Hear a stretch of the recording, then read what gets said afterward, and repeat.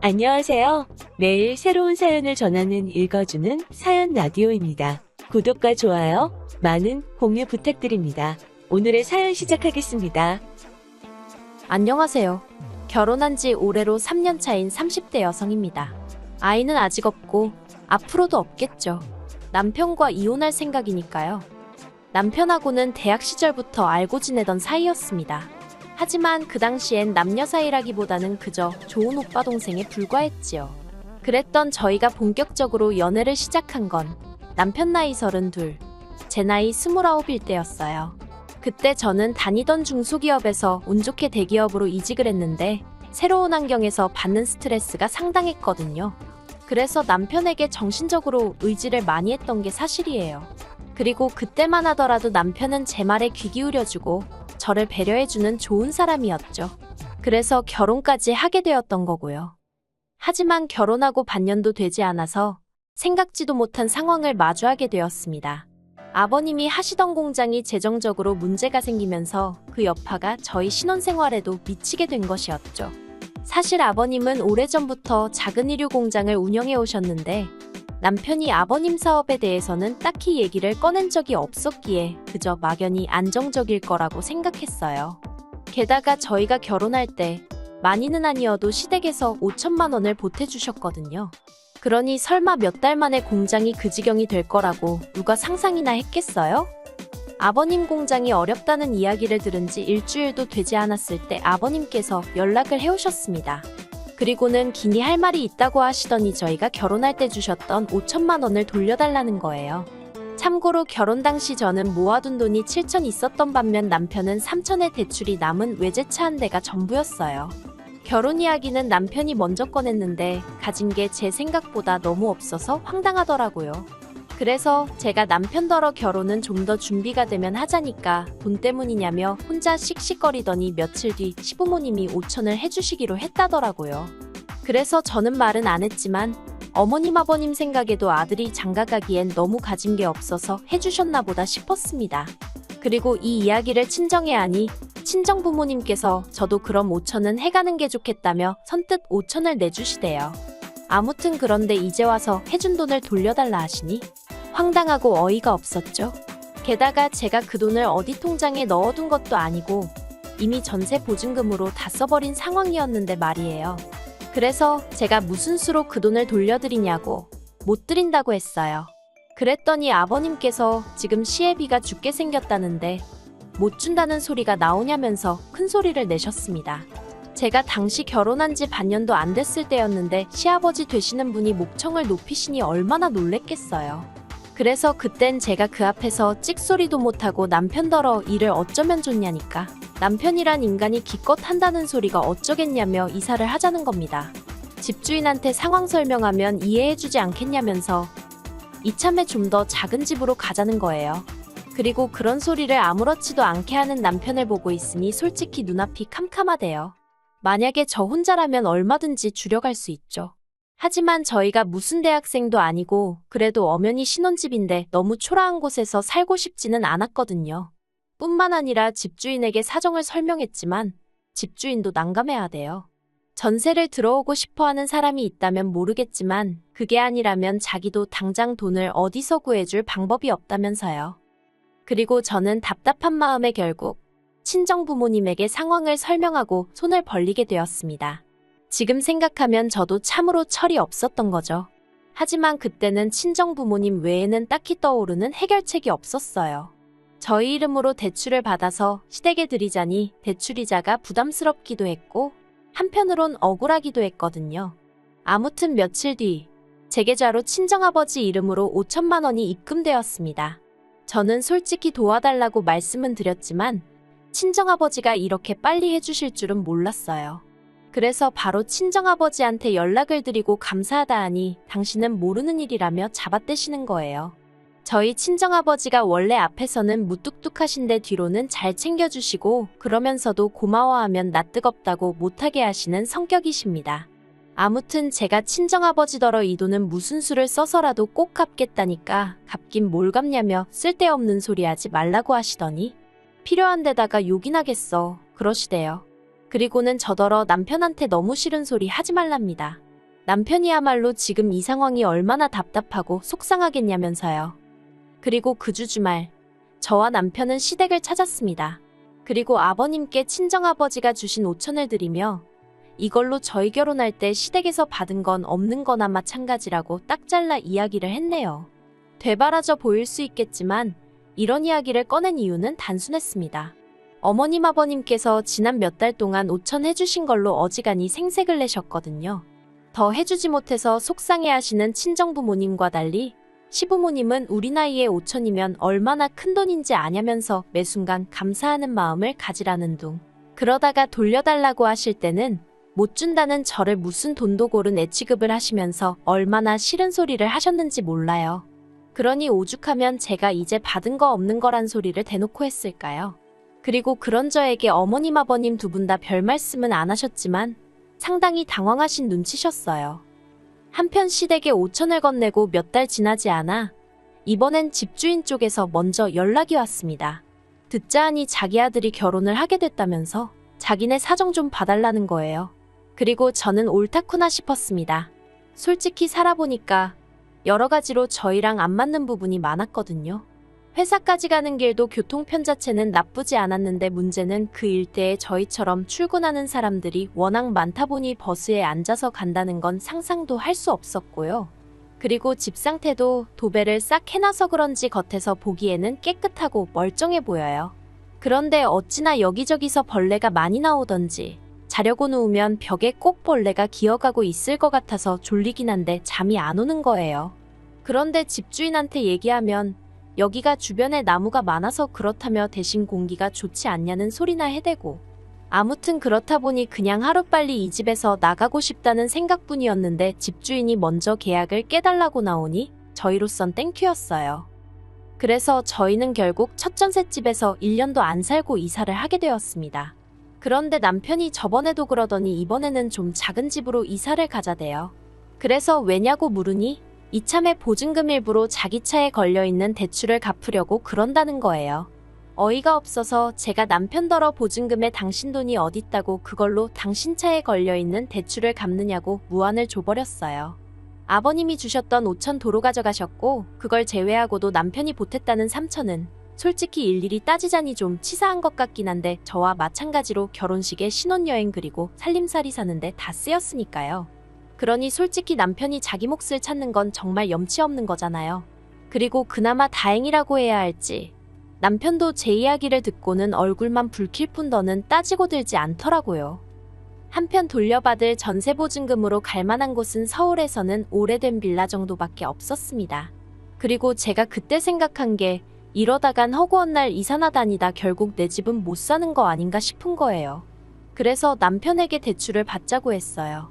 단 1억이라도 대출을 받아서 오래된 아파트라도 우리 명의로 된 걸 하나 마련하자고요. 그랬더니 남편이 대번에 싫답니다. 대출 받으면 이자 나가지 않냐, 그거 싫다고 자기 아버지 돈 돌려드릴 때도 쪽팔리게 장인어른한테 손 벌린 거 아니냐면서요. 그래서 그때랑 지금이랑은 명분도 다르고 상황도 다르다고 설명을 했지만 아예 들으려고 하질 않으니 소용이 없었죠. 그리고 결국 제가 그러면 냅두라고 했어요. 어차피 보증금도 다 내 돈이나 마찬가지니 대출도 내 이름으로 받겠다고요. 그러자 이번에도 남편이 설레발을 치면서 한다는 소리가 나중에 자기한테 부부니까 같이 갚아달라는 둥 어쩐다는 둥 그런 소리 하면 안 된다는 겁니다.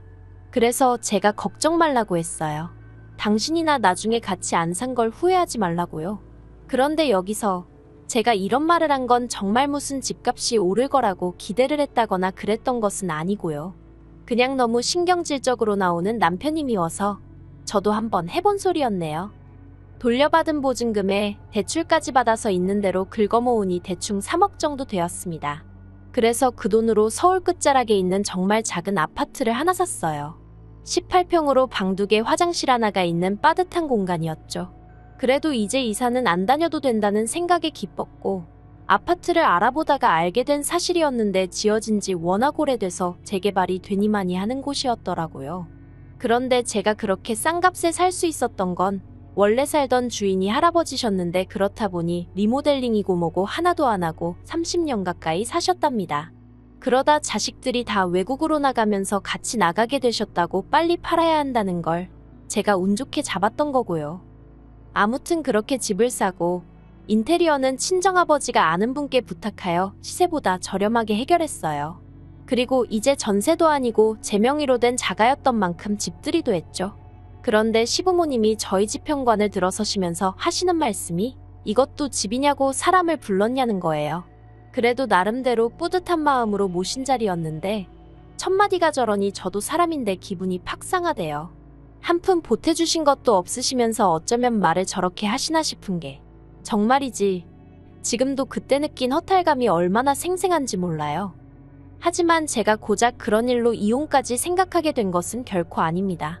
지난 3월 저희 부부가 결혼한 지 3년째 되던 달이기도 했지요. 나름대로 우여곡절을 겪으며 벌써 3년이란 시간이 흘렀구나 싶었을 즈음이었는데 시부모님에게서 연락이 왔습니다. 할이야기가 있으니 조만간 한번 올라오시겠다고요. 그래서 주말에 오시라고 말씀을 드렸고 그러겠다 하셨어요. 그런데 그 할 말이라는 것이 기도 안 차는 것이었습니다. 아버님께서 저에게 5천만 원을 주시면서 그때 돈 잘 썼다 하시더니 이제 이 돈 돌려주니까 아파트 명의를 남편과 공동 명의로 하라는 것이었죠. 황당해서 순간 말도 안 나왔어요. 남편이 죽어도 대출은 같이 안 갚는다고 그래서 거의 2년에 가까운 시간 동안 저 혼자 대출 갚았거든요. 그리고 그나마 다행히 동네에 지하철이 들어오네. 그리고 재개발 얘기도 진척이 좀 있어서 아파트 값이 올라 그걸로 마음의 위안을 삼고 있었는데 뜬금없이 그때 5천 이제 돌려줄 테니 공동 명의를 하라니 어림택도 없는 소리였지요. 그래서 제가 아버님더러 싫다고 했어요. 그러니까 아버님이 영문을 모르겠다는 표정으로 왜 싫으냐입니다. 부부면 당연히 공동 명의를 하는 게 맞지. 그리고 원래대로면 이유가 뭐가 됐건 간에 서류가 오가는 건 남편 명의로 하는 게 맞는데 그나마 제 돈도 들어가 있고 하니까 공동 명의 정도로 얘기를 하시는 거라나요? 정말 기도 안 차더라고요. 그래서 예전부터 하고 싶던 그 말을 결국 입 밖으로 꺼냈습니다. 이 집에 어머님 아버님 아들이 보탠 건 쥐뿔도 없다고요. 막말로 하숙생은 월세라도 내고 살지. 남편은 자기가 번 돈에서 생활비라고 얼마 딱 꺼내놓는 거 말고는 뭐 하나 기여하는 바가 없었는데 이제 와서 무슨 공동명의를 하라는 거냐 했죠. 그랬더니 저희 아버님 하시는 말씀이 너 우리 아들 차 탄 적 없냐 그러시는 거예요. 저는 20살 이후로 줄곧 서울에서 살았고 그렇다 보니 늘 서울의 대중교통을 이용해왔어요. 하지만 남편과 연애를 시작한 이후로는 데이트 코스에 따라 종종 남편 차를 타게 되었고 결혼 후에는 당연히 시댁이나 친정에 내려갈 때 남편 차를 이용했지요. 그런데 아버님 말씀이 남편 차를 얻어 탔으니까 저는 할 말이 없는 거랍니다. 그리고는 아버님이 남편을 보시더니 네 차 얘랑 공동명의로 해줘라. 알겠냐 하시대요. 저한테는 들었지? 우리 아들이 지 차에 너 공동명의 해줄 거니까 너는 아파트 공동명의 해주면 된다. 내가 돈도 준다고 하지 않냐 하시는데 진짜 무슨 사업하신다는 분이 셈을 이따위로 하시나 싶어서 오죽하면 저도 모르게 입안에 있던 주스를 뿜었다니까요. 제 입에서 나간 오렌지 주스를 어머님이 정통으로 얼굴에 맞으셨고 당연히 난리가 났어요. 어머님이 더러워 죽겠다며 저한테 일부러 그랬지 하시며 삿대질을 해대셨고 저는 그게 아니라곤 했지만 어머님의 벌개진 얼굴에 얼룩진 오렌지 과육들이 눈에 자꾸 들어와서 웃음을 참지 못했습니다. 그러자 어머님이 저더러 미친 엑스 아니냐며 아버님더러 가자고 화를 내셨고 아버님은 아버님대로 저더러 다음 주까지 공동명의에 놓으라고 안 해놓으면 5천만 원도 안 줄 거고 저희 이혼시킬 거랍니다. 그런데도 저는 끝까지 웃음이 나오려고 해서 나중엔 억지로 웃음을 참았더니 눈물이 질질 흐르더라고요. 그리고 아버님 어머님이 돌아가시고 나자 남편한테 이게 지금 말이 된다고 생각하냐고 물었어요. 그랬더니 남편이 공동명의하는 게 돈 드는 것도 아니고 뭐가 문제냐입니다. 저만 원하면 앞으로 대출금도 같이 갚겠다면서 저더러 너무 계산적으로 사는 거 보기 안 좋다대요. 그리고 한다는 말이 대신 앞으로는 차 실컷 쓰게 해줄게 하는데 제가 됐다 그랬습니다. 계산적이나마나 나는 그 5천 안 받아도 그만이고 대출도 혼자 갚아도 되고 차도 내가 한 대 뽑으면 뽑았지 공동명의할 생각 없다고 했어요. 그랬더니 남편이 너 진짜 그럴 거냐면서 아버지가 우리 이혼시킨다는데 그래도 상관없냐입니다. 그래서 제가 남편더러 아버님이 나랑 이혼하란다고 진짜 이혼할 거냐고 물었어요. 하란다고 하는 인간이면 나야말로 같이 살기 싫다고요. 그랬더니 남편이 자기는 부모님 말씀은 거역 못한답니다. 그래서 제가 그러면 별 수 없네 하니까 남편이 저더러 이기적이라며 너무한다더니 후회 안 하냐대요. 고작 이깟 코딱지만한 아파트 때문에 이혼 여딱지부터도 상관없냐면서요. 그래서 이깟 코딱지만한 아파트라고 해도 너보다 낫다고 해버렸어요. 그랬더니 남편이 저더러 마음대로 하라면서 지 짐 싸서 나갔습니다. 내일은 남은 짐도 다 챙겨서 이혼 서류랑 같이 시댁에 보내버리려고요. 긴 이야기 들어주셔서 감사합니다. 오늘의 사연은 여기까지입니다. 구독과 좋아요, 알람 설정해주시면 앞으로 더 좋은 사연으로 찾아오겠습니다. 감사합니다. 안녕하세요. 매일 새로운 사연을 전하는 읽어주는 사연 라디오입니다. 구독과 좋아요, 많은 공유 부탁드립니다. 오늘의 사연 시작하겠습니다. 안녕하세요. 올해로 결혼한 지 10년 차인 40대 후반의 주부입니다. 남들 시집 가던 시기에는 친정은 어렵고 아래로 딸린 동생들이 있어 결혼 생각은 꿈도 못 꾸다가 뒤늦게 2년이 다 남편을 소개받았습니다. 그리고 남들보다 늦은 시작이었던 만큼 더 즐겁고 행복하게 살고 싶은 마음뿐이었는데 어쩌다 보니 이렇게 저도 남에게 하소연을 하는 처지가 되었네요. 남편과는 첫 만남부터 대화가 잘 통했어요. 호탕하고 유쾌한 남편의 성격 덕분에 시간이 어떻게 가는 줄도 모르고 이야기를 나눴죠. 그래서 이후로 1년 정도 만나다가 결혼 이야기까지 나누게 되었고요. 그리고 이제 와서 말이지만 당시 저도 나이가 있다 보니 어디 가서 연애한다 소리도 못하고 나름대로 쉬쉬하며 남편을 만났거든요. 40대 여자가 연애하다 헤어지면 남들이 어떻게 볼까 신경이 쓰였으니까요. 그래서인가 남편이 결혼하자고 했을 때는 솔직히 좀 안심이 되기도 했고 평생 결혼 같은 건 못할 줄 알았는데 나도 결혼을 하는구나 싶어서 감개무량하대요. 하지만 이내 남편이 가진 재산이라곤 1억 남짓이 전부라는 사실을 알고는 적잖이 충격을 받았습니다. 1억이란 돈이 결코 적은 금액은 아니지만 사실 저나 남편이나 사회생활을 해온 시간이 있으니 저도 모르게 당연히 그 이상을 기대했던 모양이 돼요. 그리고 결혼 생활이 사랑만으로 되는 게 아니라는 걸 알면서도 남편을 포기할 수가 없어서 결국 단도직입적으로 왜 이렇게 돈을 못 모았냐 물었어요. 그랬더니 남편이 말하길 남편이 대학 졸업을 한 학기 남겨둔 시점에 아버님께서 지병으로 돌아가셨답니다. 그리고 이후로는 남편이 가장 노릇을 하게 되어서 돈을 모을 겨를이 없었다대요. 여자를 만날 틈도 없었고요. 그리고 그런 속사정을 알고 나니 솔직히 남편에게서 제가 보였어요. 저야 물론 가장 노릇까지 한 것은 아니었지만 저 또한 친정 형편이 어려워 가고 싶은 대학도 포기하고 바로 중소기업에서 격리로 일하며 돈을 벌어야 했으니까요. 그리고 그 돈을 모아서 제 아래로 있는 두 동생의 대학 등록금을 댔습니다. 그리고 저는 31란 늦은 나이에 비로소 대학에 진학할 수 있었죠. 그나마 저는 친정아버지 사업이 뒤늦게 빛을 봐서 이후로는 비교적 여유 있는 생활을 하게 되었지만요. 아무튼 남편의 이야기를 들으니 공감도 가고 한편으론 이 사람 참으로 고단한 인생을 살아왔구나 싶은 게 어리석게도 제가 힘이 돼주고 싶다는 생각이 들대요. 처음 어머님께 인사를 드리러 갔던 날 어머님께선 제 면전에다 대고 집안 형편이 어려워 한 푼도 못 도와주신다는 말씀을 하셨습니다. 저도 뭐 어느 정도 예상을 하고 있었기에 네하고 말았고요. 그런데 어머님이 뒤이어 예물도 못 해주신다는 겁니다. 제가 얼마나 대단한 보석을 바랬던 건 아니지만 너무 딱 잘라 말씀하시는 어머님의 모습에 솔직히 서운했던 게 사실이에요. 하지만 그걸 따지고 들 수도 없으니 그저 또 내하고 말았지요. 아무튼 좋은 소리는 하나도 못 듣고 왔던 기억만 나네요. 신혼살림은 제가 살던 아파트에서 시작했는데 침대를 제외한 나머지 가정가구는 크게 바꾸질 않았어요.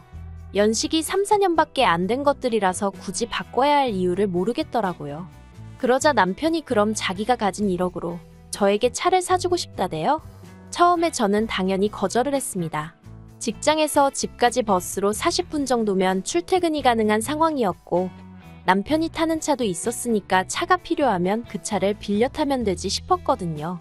그런데 남편이 제 덕분에 그래도 이렇게 번듯한 아파트에서 신혼생활을 하게 되었는데 자기가 뭐라도 해주고 싶어서 그러는 거라며 뭐든지 말해보라는 거예요. 그래서 고민 끝에 일단 현찰로 1억을 달라고 했습니다. 당시 제 계산으로는 나중에라도 차를 사던가 그게 아니면 괜찮은 데다 투자를 해볼까 뭐 그랬어요. 그런데 이 일로 어머님과 제가 크게 부딪히게 되었습니다. 어머님께서 다른 집 자식들은 시집장가 갈 때 부모한테 키워준 거 감사하다고 목돈을 딱 주고 간다는데 어떻게 너네는 입을 싹 닦을 수 있냐며 크게 화를 내셨거든요. 솔직히 황당하기 짝이 없었습니다.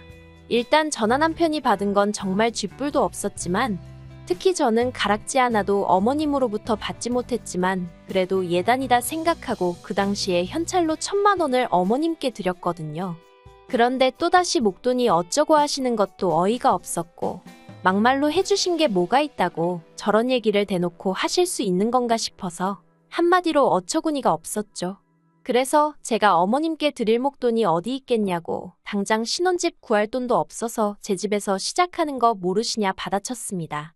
그랬더니 어머님께서 진짜 부모한테 뭐라도 해줄 마음이 있었으면 옛날 같으면 머리카락을 팔아서라도 해줬다는 말도 안 되는 억지를 쓰시대요.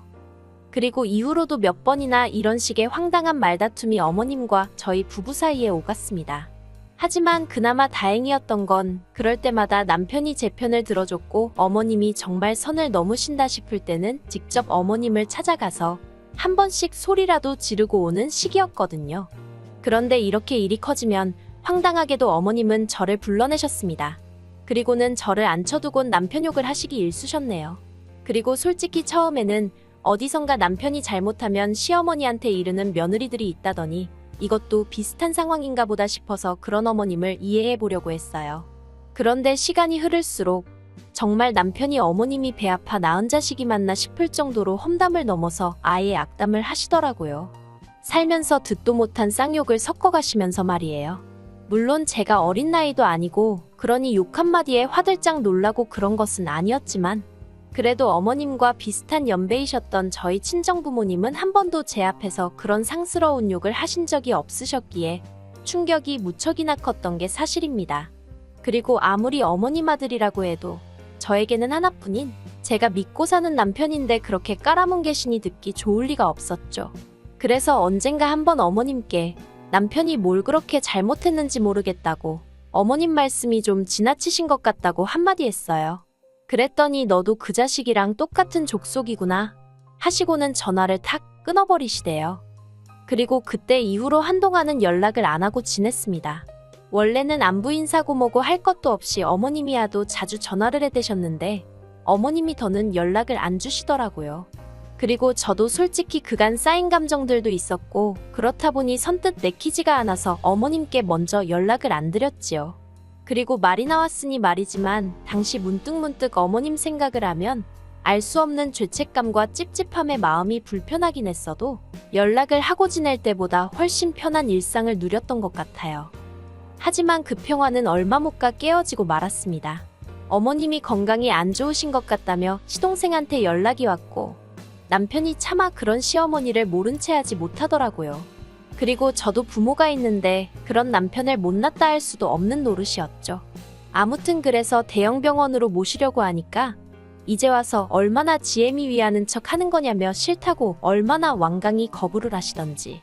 그래서 결국 그때 병원에 못 모시고 갔는데 결국 얼마 후 뇌경색으로 병원에 입원을 하게 되셨습니다. 그런데 그때는 또 왜인지 저희 집 근처 병원으로 입원을 하시겠다고 고집을 부리셔서 저희 집에서 20분 정도 걸리는 곳으로 모시게 되었어요.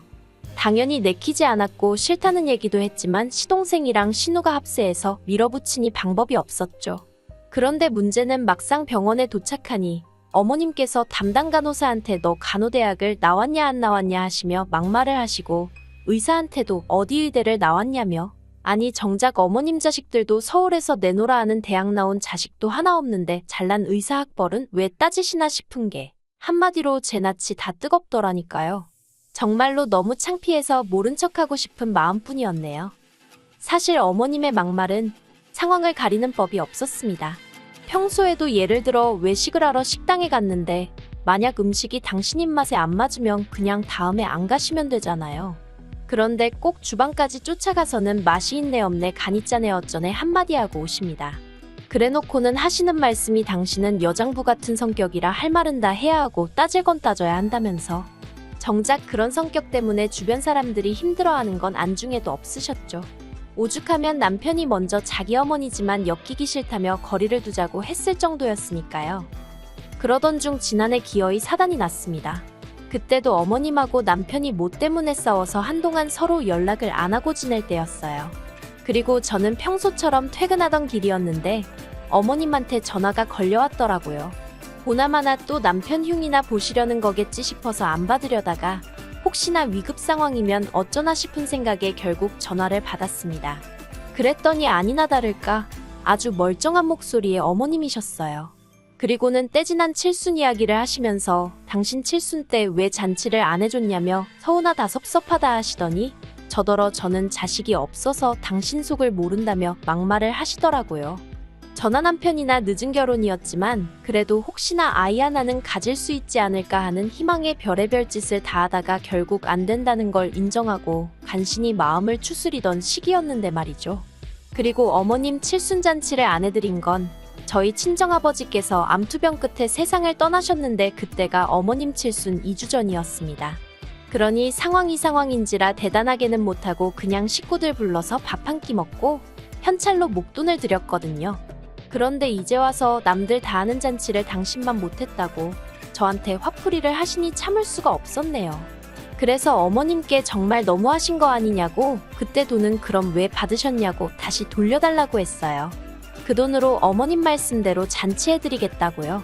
그랬더니 어머님이 그까짓 돈으로 무슨 잔치를 얼마나 크게 하냐면서 됐다고 신경질을 부리시더니 전화를 먼저 끊어버리셨습니다.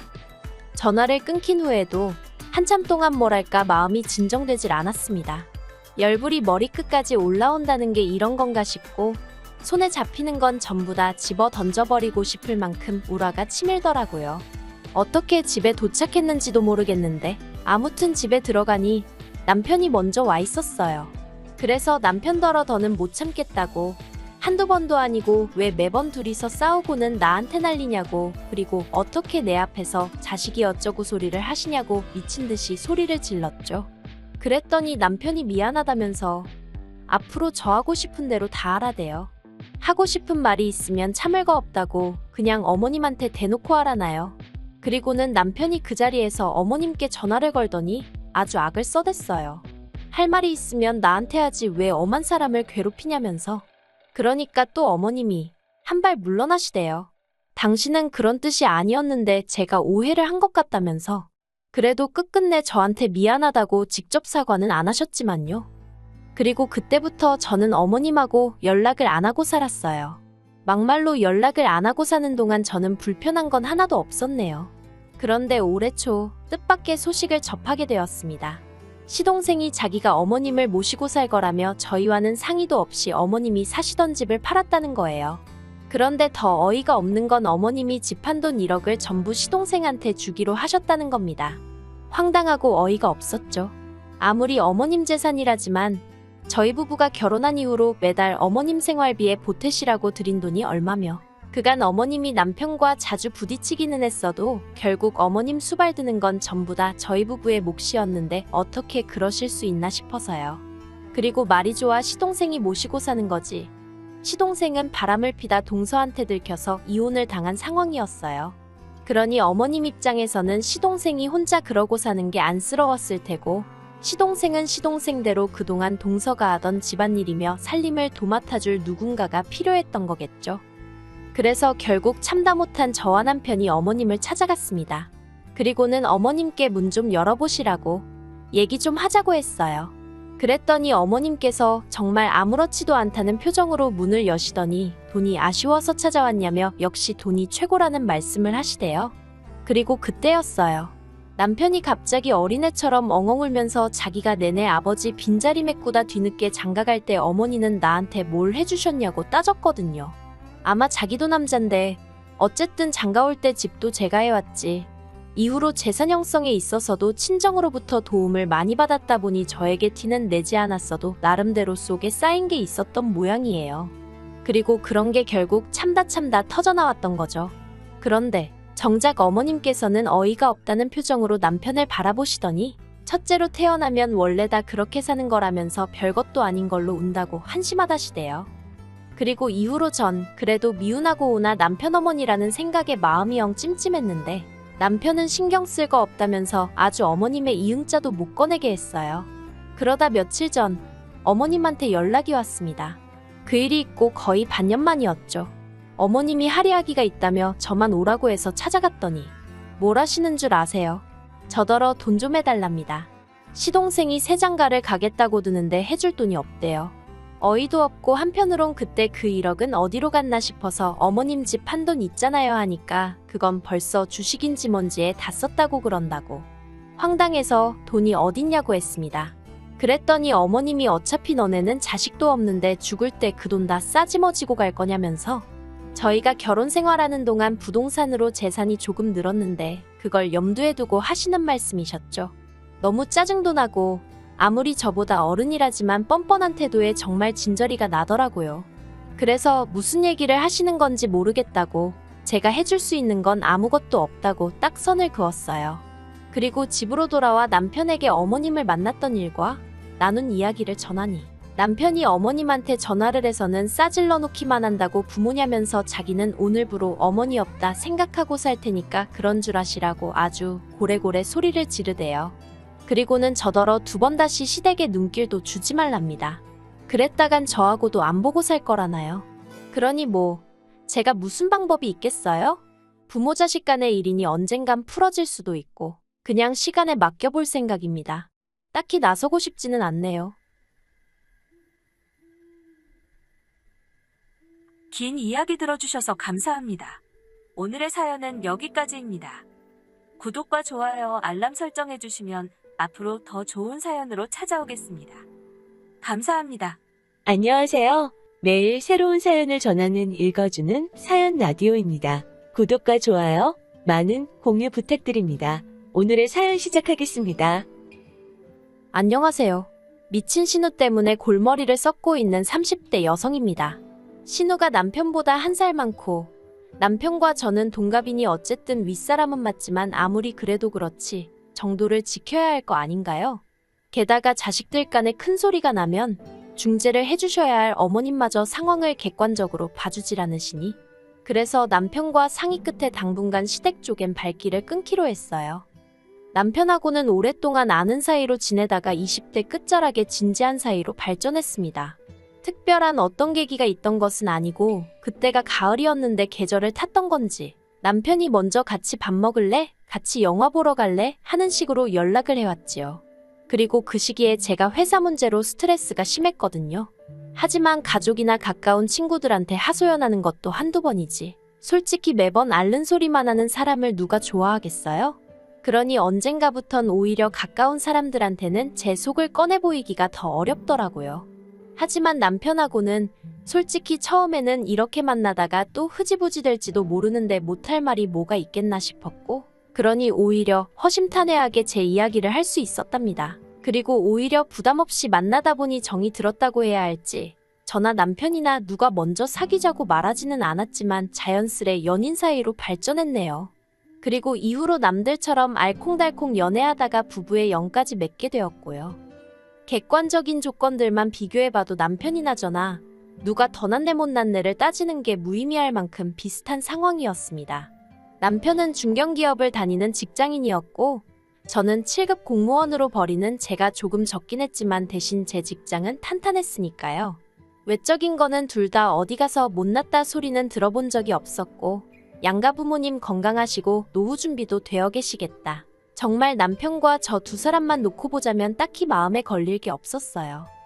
하지만 일어나 중에 딴지를 거는 인물이 있었으니 그건 바로 신우였습니다. 앞서 말한 대로 신우는 남편보다 고작 1살이 많았을 뿐인데도 처음 제가 시댁에 인사를 드리러 간 자리에서 저더러 시집을 온다는 건 시부모님을 부모처럼 모시겠다고 맹세를 하는 거나 마찬가지라며 시부모님한테 친정부모님한테 하듯이 잘해야 한다고 훈계를 하대요. 솔직히 뜬금없는 맹세니 뭐니 하는 소리에 황당했지만 그때는 저도 워낙 긴장을 많이 해서 네네 하고 얼떨결에 넘어갔어요. 집으로 올라오는 길에 제가 남편에게 언니가 좀 특이한 애라고 살짝 운을 띄웠습니다. 사실 남편이 신우에 대해서는 연애 시절에도 그다지 이야기를 한 적이 없었기 때문에 사이가 안 좋은가 하고 생각은 했었지만 신우가 정확히 어떤 사람인지 대놓고 물어본 적은 없었거든요. 그리고 아니나 다를까 남편이 한숨을 푹 내쉬더니 신우가 원래 나서기를 좋아하고 뭐든지 진두지휘하기를 좋아한대요. 대접받는 것도 좋아하고 어려서부터 성질이 보통이 아니라 어머님 아버님이 오냐오냐 해줬던 게 화근이었던 것 같다나요. 하지만 신우가 어떤 사람이건 간에 저는 그다지 첫 만남에 있었던 일에 마음을 두지 않았습니다. 솔직히 말해서 신우 때문에 피곤할 수도 있겠다 싶기는 했지만 그렇다고 1년에 보면 몇 번이나 보겠나 싶어서 최대한 신경 쓰지 않으려고 했던 거죠. 그런데 막상 결혼을 하니까 왜 어른들이 남편 하나만 볼 게 아니고 그 집 사람들을 다 봐야 한다고 하시는지 알겠더군요. 매일같이 보지 않더라도 뭐가 됐건 간에 신우가 한 번씩 들쑤시고 가면 온갖 성질이 올라와서 그걸 다스리는 것도 예산일이 아니었네요. 예를 들어 어머님 아버님 생신이나 명절만 되면 어련히 전화 남편이 알아서 할 것인데 자기가 먼저 연락을 해서는 이래라 저래라 오만 설레발을 치지를 않나. 하지만 자기 결혼 생활도 똑바로 못하는 신우가 그러니 황당하고 가짜났던 게 당시 솔직한 제 심정이었습니다. 보자하니 심해부한테 무슨 약점이라도 잡혔는지 아주 쥐잡듯이 잡혀 살았거든요. 게다가 심해부도 심했다 싶기는 한데 명절 다음 날이었나 그랬을 거예요. 심해부가 대낮부터 술에 잔뜩 취해서는 시부모님더러 당신들 딸이랑 도저히 못 살겠다며 볼 때마다 괴로워 죽겠다고 난리를 치더라니까요. 그러다 결국 작년에 신우가 심해부랑 이혼을 했는데 사실 부부가 살다가 이혼하면 재산도 재산이지만 양육권이니 친권이니 하는 문제로 소위 박터지게 싸우지 않나요? 그런데 두 사람은 그런 부분에 있어서는 정말 너무너무 조용했습니다. 심해부 쪽에서 양육권이고 친권이고 다 필요 없다고 했거든요. 게다가 그리고 두 사람의 결혼 생활이 10년 남짓으로 짧지도 않았는데 신우가 재산도 하나 못 받고 오히려 위자료를 주게 되어서 집안이 난리도 아니었어요. 부부간의 일은 부부만이 알 테지만 솔직히 여러모로 이상하다 싶었죠. 이혼한 이후로 신우는 딱히 직장 없이 어머님께 용돈을 받아가며 생활을 이어나가는 듯 했어요. 그리고 솔직히 저희는 오히려 어머님 아버님께 매달 50만 원의 용돈을 드리고 있었으니 그런 상황이 곱게 보이지가 않대요. 하지만 어쨌든 저희가 용돈을 좀 챙겨드린다고 해서 그 돈을 어머님 아버님이 어떻게 쓰시는지까지 참견할 입장은 못 되잖아요. 그래서 저희는 우리는 우리가 할 도리만 하면 된다 생각하기로 하고 탐탁치 않은 상황은 그냥 모른 척 못 본 척하고 넘겼습니다. 한편 저는 출산 때와 육아휴직 때를 제외하곤 계속해서 친정어머니의 도움을 받으며 맞벌이 생활을 이어나가고 있었어요. 한때는 워킹맘 생활이 버거워 그냥 회사를 관둘까 하는 생각도 안 했던 건 아니지만 그래도 이렇게 몇 년만 지나고 나면 아이한테 일하는 엄마도 보여줄 수 있고 경제적으로도 훨씬 여유롭지 않을까 하는 생각에 참고 버텼죠. 그런데 올해 초 친정아버지 건강이 나빠지시면서 친정부모님 두 분 다 서울 생활을 정리하고 시골로 내려가시게 되셨습니다. 그래서 이모님을 알아보기 시작했는데 어머님이 먼저 당신이 봐주시겠다고 하시대요. 하지만 당시 어머님께선 저희 집에서 사시는 곳도 가깝지 않으셨던 데다가 운전도 못하셔서 대중교통을 이용하시는 상황이었거든요. 그래서 제가 애둘러 거절을 했는데 이후로도 남편과 신우를 통해서 집요하게 당신이 봐주시겠다고 하시는 거예요. 남보다는 할머니가 낫지 않겠냐면서요. 그리고 그걸 딱히 반박할 이유가 떠오르질 않아 어쩔 수 없이 부탁을 드리게 되었습니다. 어머님이 저희 딸을 봐주시는 건 하루에 3시간에서 4시간 남짓으로 솔직히 그렇게 긴 시간은 아니었어요. 어린이집에서 하원을 하는 게 4시쯤이었고 이후로 제가 퇴근하고 오는 시간까지 넉넉 잡아 3시간. 어쩌다 일이 길어지면 4시간 그런 식이었죠. 그리고 그럴 때면 어머님께서 저녁을 차려주셨는데 이런 일은 일주일에 정말 한 번이나 있을 정도였네요. 참고로 친정어머니는 이것보다 더 오랜 시간을 봐주셨고 딸이 퇴근하고 집에 와서 부랴부랴 살림하는 게 속상하시다며 저희 부부 저녁도 챙겨주시기가 일쑤셨습니다. 그래서 감사한 마음으로 부족하지만 매달 100만 원 남짓 챙겨드렸어요. 물론 친정어머니는 이 돈의 대부분을 다시 저희 딸을 위해 쓰셨지만요. 아무튼 이랬던 친정어머니와 달리 어머님께서는 아이와 있은 지 2시간만 넘어가면 저에게 전화를 해대셨습니다.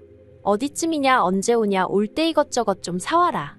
어찌나 사람 마음을 급하게 만드시는지 막말로 돈은 돈대로 받으시면서 얼마나 눈치를 주셨는지 몰라요. 하지만 이것 때문만에 제가 어머님께 서운했던 것은 아닙니다. 그렇게 저희 딸을 봐주신 지 3개월쯤 지났을 무렵이었어요. 언젠가부터 퇴근하고 집에 도착하면 생각지도 못한 시조카까지 저희 집에 와 있는 게 아니겠어요?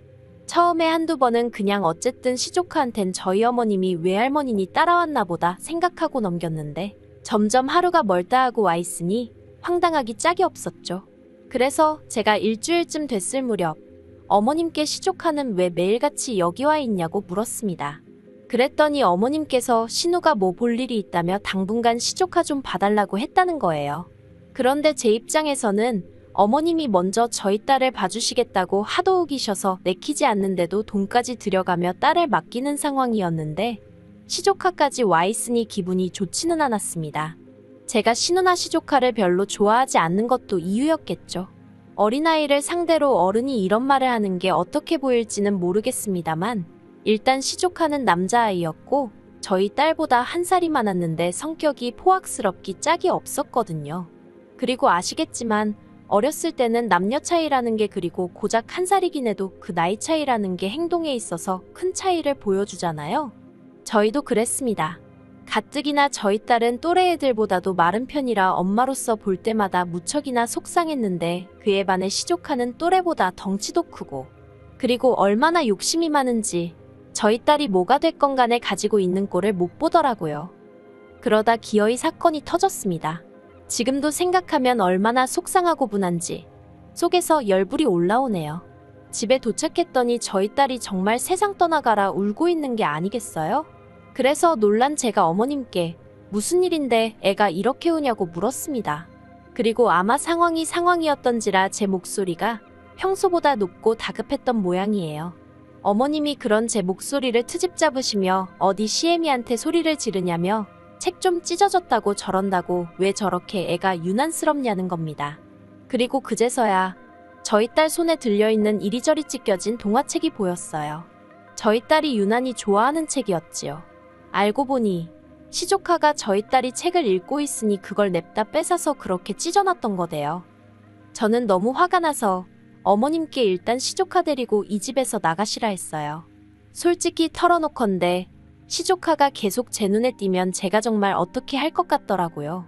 그러자 어머님께서는 저더러 네가 이렇게 예민을 떠니 네 딸이 살이 안 찌는 거라면서 애들끼리는 원래 투닥거리면서 크는 거라나요? 그리고 그런 소리를 듣고 눈 안 뒤집힐 애엄마가 몇이나 있겠어요. 제가 어머님께 그만 좀 하시라고 소리를 질렀습니다. 제가 드리는 돈 받고 저희 애 봐주시러 오셨으면 저희 애부터 챙겨주셔야 하는 거 아니냐고요. 그랬더니 돈 몇 푼이나 준다고 유세냐면서 저한테 못됐네 어쩌네. 그리고 그때 저희 딸이 저한테 달려오면서 엄마 화내지 마 하는데 아이 앞머리 한쪽으로 못 보던 밴드가 하나 붙어 있더라고요. 이건 또 뭔가 싶어서 놀란 마음에 밴드를 떼니 세상에 누가 봐도 할퀴 흉터까지 있는 게 아니겠어요. 그래서 어머님더러 이건 또 어떻게 된 거냐고 따졌습니다. 그랬더니 오빠가 책을 달라고 하면 순순히 주면 좀 좋냐면서 안 주고 뻗팅기다 저렇게 된 거라며 그것도 저희 딸 잘못이란 식으로 몰고 가시더라고요. 이후로는 솔직히 어머님이 무슨 말씀을 하셨는지 기억도 제대로 안 납니다. 제정신이 아닌 채로 어머님과 시조카를 내쫓듯 집에서 내보냈고 집에서 딸을 끌어안고 엉엉 울었어요. 신우한테 전화해서 한바탕 해버려 이걸 어떻게 할까 생각하다가 또 딸 이마에 흉이 남는 건 아닌가 하는 생각에 속상하고 그런데 그때 현관문이 열리는 소리와 함께 남편이 집에 왔어요. 남편이 미처 신발을 벗기도 전에 제가 좀 전까지 있었던 일을 미친 듯이 털어놓았습니다. 그러자 남편이 한참을 듣더니 어이가 없다는 듯 저를 쳐다보고는 그래서 누나랑 통화는 했어 안 했어 그러대요. 아직이라니까 자기가 하겠다면서 저더러 마음 좀 진정시키라고요. 그리고 남편이 신우에게 전화를 걸었습니다. 그런데 황당하게도 남편이 전화를 무슨 스피커폰으로 해둔 것도 아니었는데 신우 목소리가 얼마나 큰지 전화기 밖으로 다 새어나오더라고요. 신우가 하는 말이 어떻게 며느리 주제에 시어머니랑 시조카를 내쫓을 수가 있냐면서 그렇게 경우 없는 X가 다 있냐고. 너는 그런 X 뭐가 좋아 붙어 사냐면서 자식 교육은 퍽이나 잘 시키겠다. 정말 남편한테 말 한마디 할 틈을 안 주고 쏘아붙이대요. 그러자 남편도 처음에는 조곤조곤 말하려던 것 같은데 화가 난 건지 신우한테 야, 너 해가며 적당히 좀 하라고 목소리를 높였습니다. 나이 드신 부모님이 오냐오냐 하고 맞춰주니까 네가 뭐나 되는 것 같냐면서 솔직히 제가 그동안 꾹꾹 눌러 참았던 정말 퍼붓고 싶었던 말을 남편이 다 하대요.